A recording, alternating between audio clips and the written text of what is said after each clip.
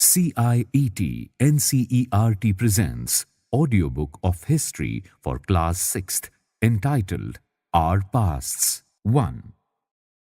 Page number 46, chapter number 5, titled Kingdoms, Kings and an Early Republic.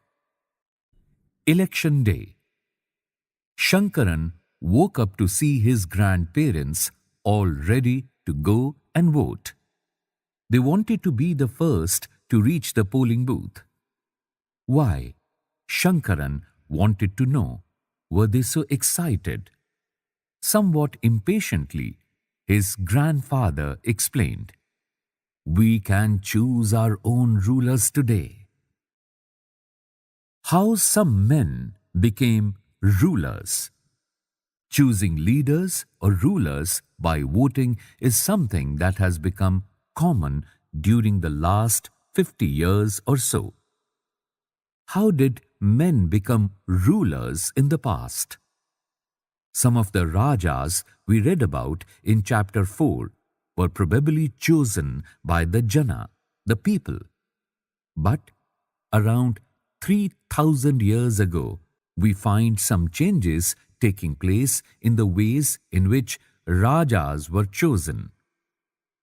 Some men now become recognized as Rajas by performing very big sacrifices. The Ashwamedha or horse sacrifice was one such ritual. A horse was let loose to wander freely, and it was guarded by the Raja's men. If the horse wandered into the kingdoms of other Rajas and they stopped it, they had to fight. If they allowed the horse to pass, it meant that they accepted that the Raja who wanted to perform the sacrifice was stronger than them.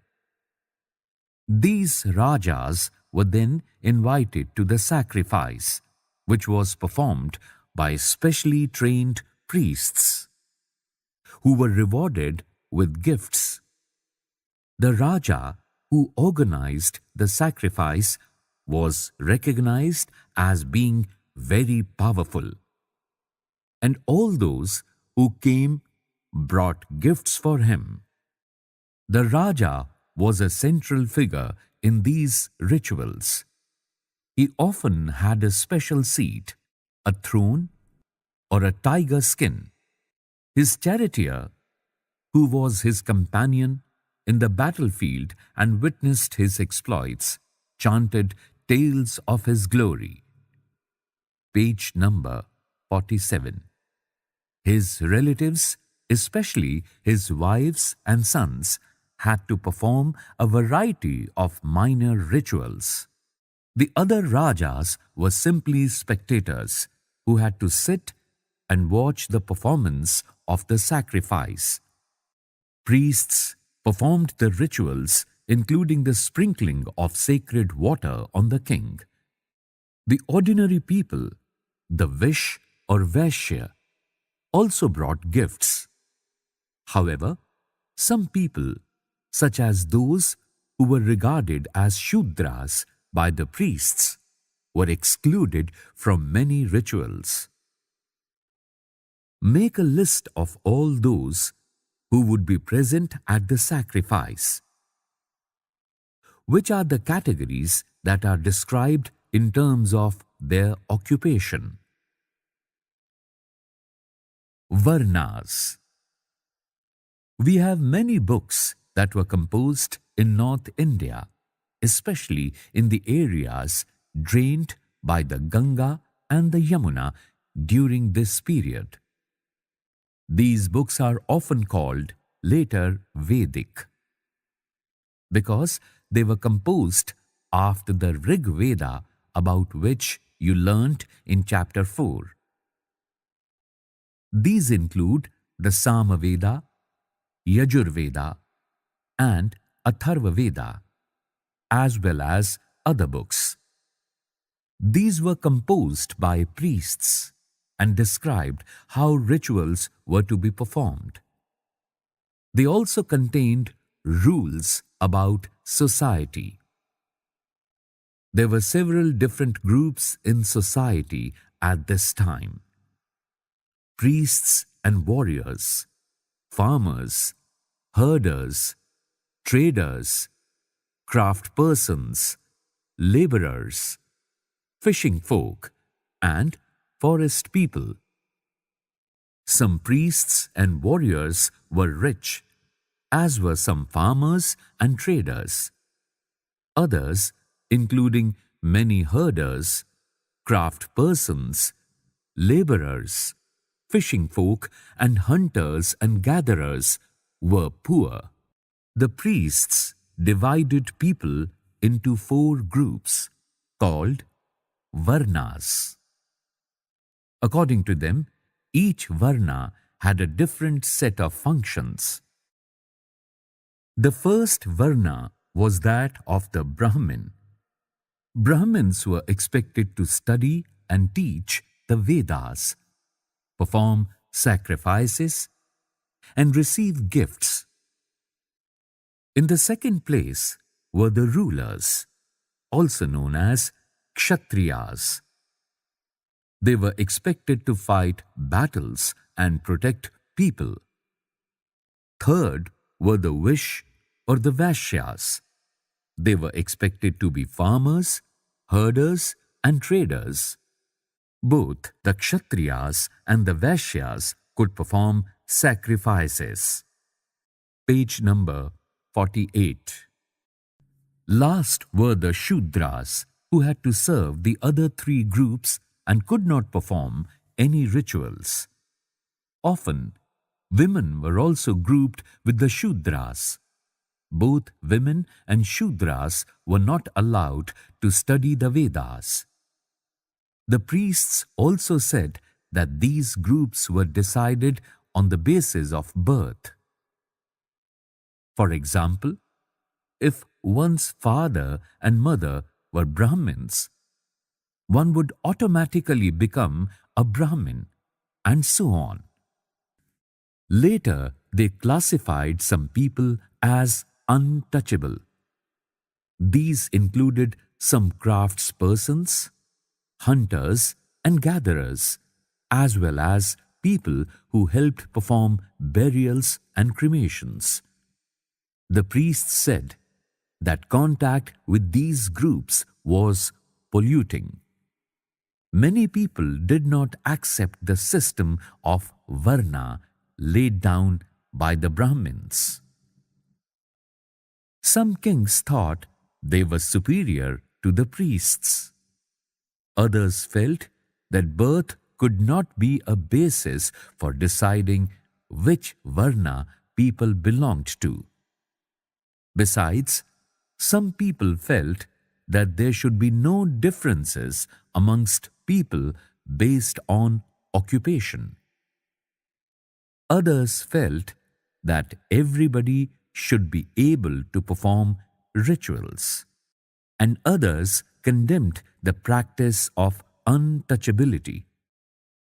Also, there were many areas in the subcontinent, such as the Northeast, where social and economic differences were not very sharp, and where the influence of the priests was limited. Why did people oppose the system of Varnas? Janpadas. The Rajas who performed these big sacrifices were now recognized as being Rajas of Janpadas rather than Janas. The word Janpada literally means the land where the Jana set its foot and settled down. Some important Janpadas are shown on map 4, page 49.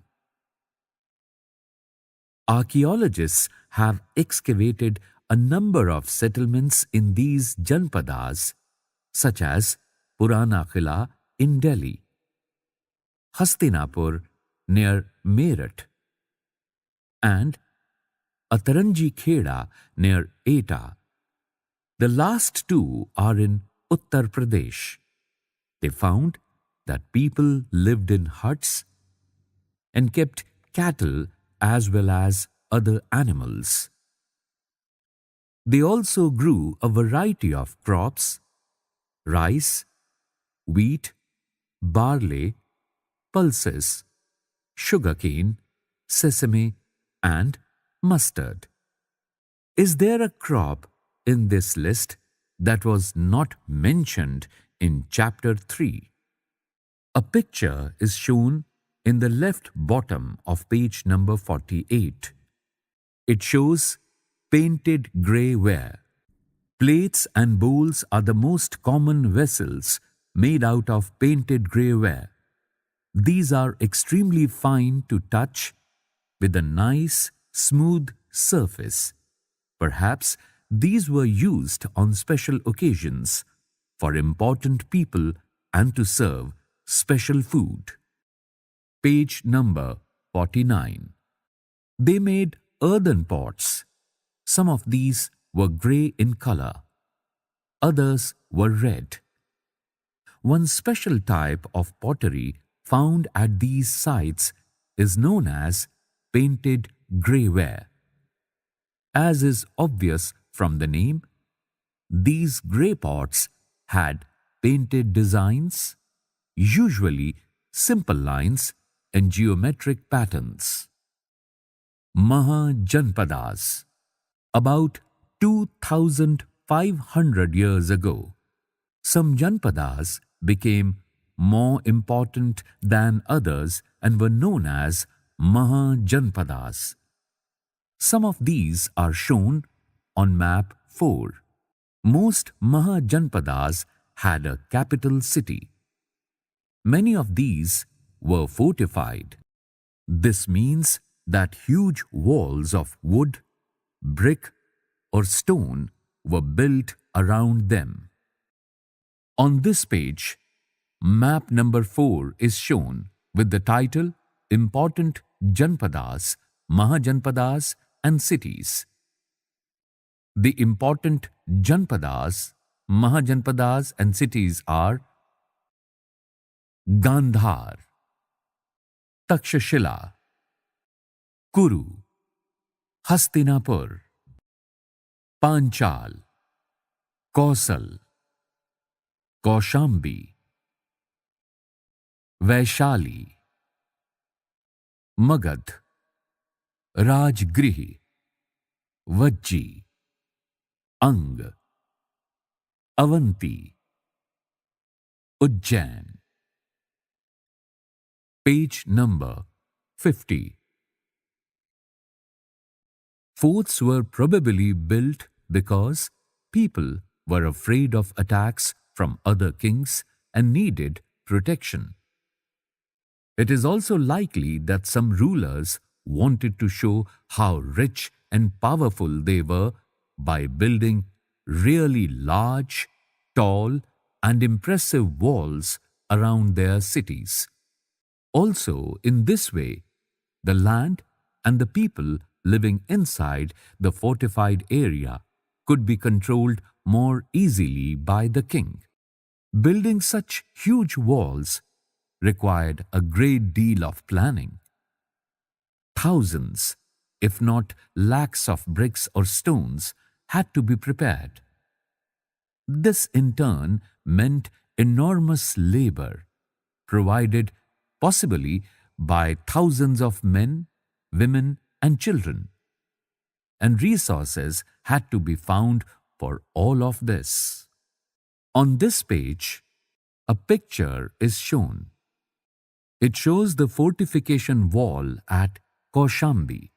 This is a picture of remains of a wall made of brick found near the present-day Allahabad, Uttar Pradesh. A part of it was probably built about 2,500 years ago. Page number 51. The new Rajas now began maintaining armies. Soldiers were paid regular salaries and maintained by the king throughout the year. Some payments were probably made using punch-marked coins. See the illustration on page number 84. You will read more about these coins in chapter number 8. List 2 ways in which the Rajas of the Mahajanpadas were different from those mentioned in the Rig Veda. Taxes. As the rulers of the Mahajanpadas were A. Building huge forts, B. Maintaining big armies, they needed more resources. And they needed officials to collect these. So, instead of depending on occasional gifts brought by people, as in the case of the Raja of the Janpadas, they started collecting regular taxes. Taxes on crops were the most important. This was because most people were farmers. Usually, the tax was fixed at 1/6 of what was produced. This was known as bhaga, or a share. There were taxes on craftspersons as well. These could have been in the form of labor. For example, a weaver or a smith may have had to work for a day every month for the king. Herders were also expected to pay taxes in the form of animals and animal produce. There were also taxes on goods that were brought and sold through trade. And hunters and gatherers also had to provide forest produce to the Raja. What do you think would have been provided by hunters and gatherers? Page number 52. Changes in agriculture. There were 2 major changes in agriculture around this time. One was the growing use of iron plowshares. This meant that heavy, clayey soil could be turned over better than with a wooden plowshare, so that more grain could be produced. Second, people began transplanting paddy. This meant that instead of scattering seed on the ground from which plants would sprout, saplings were grown and then planted in the fields. This led to increased production as many more plants survived. However, it was back-breaking work. Generally, slave men and women, dasas and dasis, and landless agricultural laborers, kamakaras, had to do this work. Can you think why kings would encourage these changes? A closer look. A. Magadha. Find Magadha on map 4, page 49. Magadha became the most important Mahajanpada in about 200 years. Many rivers, such as the Ganga and Son, flowed through Magadha. This was important for A. Transport, B. Water supplies, C. Making the land fertile. Parts of Magadha were forested. Elephants, which lived in the forest, could be captured and trained for the army. Forests also provided wood for building houses, carts, and chariots. Besides, there were iron ore mines in the region that could be tapped to make strong tools and weapons. Magadha had 2 very powerful rulers, Bimbisara and Ajatasattu, who used all possible means to conquer other Janpadas. Mahapadmananda was another important ruler. He extended his control up to the northwest part of the subcontinent. Rajagriha, present-day Rajgir in Bihar, was the capital of Magadha for several years. Page number 53. Later, the capital was shifted to Pataliputra, present-day Patna. More than 2,300 years ago, a ruler named Alexander, who lived in Macedonia in Europe, wanted to become a world conqueror. Of course, he didn't conquer the world, but did conquer parts of Egypt and West Asia and came to the Indian subcontinent, reaching up to the banks of the Beas. When he wanted to march further eastwards, his soldiers refused. They were scared, as they had heard that the rulers of India had vast armies of foot soldiers, chariots, and elephants. In what ways were these armies different from those described in the Rig Veda? A closer look. B. Vajji. While Magadha became a powerful kingdom, Vajji, with its capital at Vaishali, Bihar, was under a different form of government, known as Gana or Sangha. In a Gana or a Sangha, there were not one but many rulers. Sometimes, even when thousands of men ruled together, each one was known as a Raja. These Rajas performed rituals together. They also met in assemblies and decided what had to be done and how, through discussion and debate. For example, if they were attacked by an enemy, they met to discuss what should be done to meet the threat. However, women, dasas, and kamakaras could not participate in these assemblies. Both the Buddha and Mahavira, about whom you will read in chapter 6, belonged to Ganas or Sanghas. Some of the most vivid descriptions of life in the Sanghas can be found in Buddhist books. Gana is used for a group that has many members. Sangha means organization or association.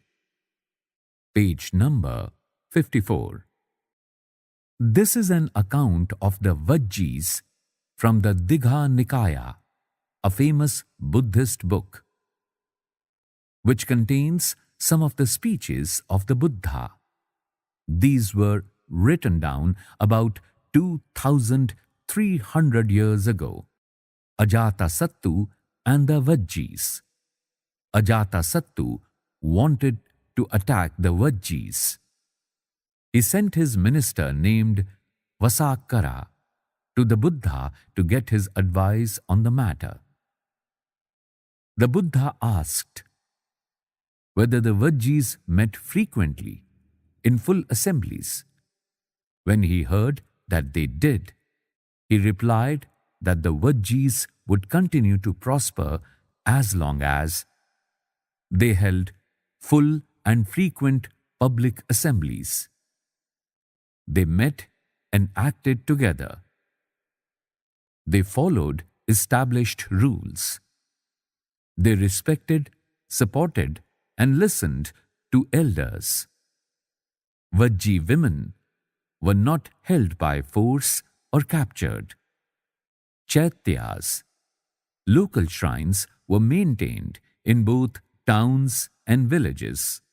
Wise saints who followed different beliefs were respected and allowed to enter and leave the country freely. In what ways was the Vajji Sangha different from the other Mahajanpadas? Try and list at least 3 differences. Rajas of powerful kingdoms tried to conquer the Sanghas. Nevertheless, these lasted for a very long time, till about 1,500 years ago, when the last of the Ganas or Sanghas were conquered by the Gupta rulers, about whom you will read in chapter 10. Key words: Raja, Ashwamedha, Varna, Janpada, Mahajanpada, fortification, army, tax, transplantation, Gana or Sangha, democracy. Page number 55. Elsewhere, find Greece and Athens in your atlas. Around 2,500 years ago, the people of Athens set up a form of government, which was called a democracy, which lasted for about 200 years. All free men over the age of 30 were recognized as full citizens. There was an assembly that met at least 40 times a year to decide on important matters. All citizens could attend these meetings. Appointments for many positions were made through lottery. All those who wanted to be chosen gave their names, and then some were selected through lottery. Citizens were expected to serve in the army and the navy. However, women were not considered citizens. Also, many foreigners who lived and worked in Athens as merchants and craftspersons did not have rights as citizens. Besides, there were several thousand slaves in Athens who worked in mines, fields, households, and workshops. They too were not treated as citizens. Do you think this was a true democracy? Imagine, you are peeping through a crack in the walls of the assembly of Vaishali, where a meeting is in progress to discuss ways to deal with an attack by the king of Magadha. Describe what you might hear. Let's recall. 1. State whether true or false. A. Rajas who led the Ashwamedha horse pass through their lands were invited to the sacrifice. B. Charioteer sprinkled sacred water on the king. C. Archaeologists have found palaces in the settlements of the Janpadas. D. Pots to store grain were made out of painted grey ware. E. Many cities in Mahajanpadas were fortified. Page number 56. 2. Fill in the chart given below with the terms hunter-gatherers, farmers, traders, craftspersons, herders, those who paid taxes, the Raja of the Mahajanpada. 3.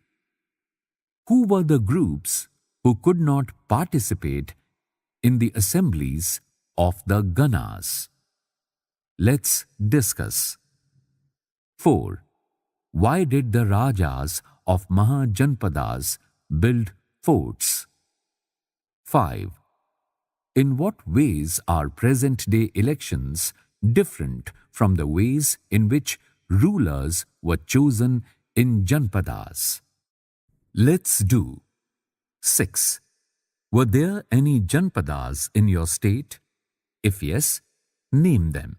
If not, name the Janpadas that would have been the closest to your state and mention whether they were to the east, west, north, or south. 7. Find out whether any of the groups mentioned in answer 2 pay taxes today. 8. Find out whether the groups mentioned in answer 3 have voting rights at present.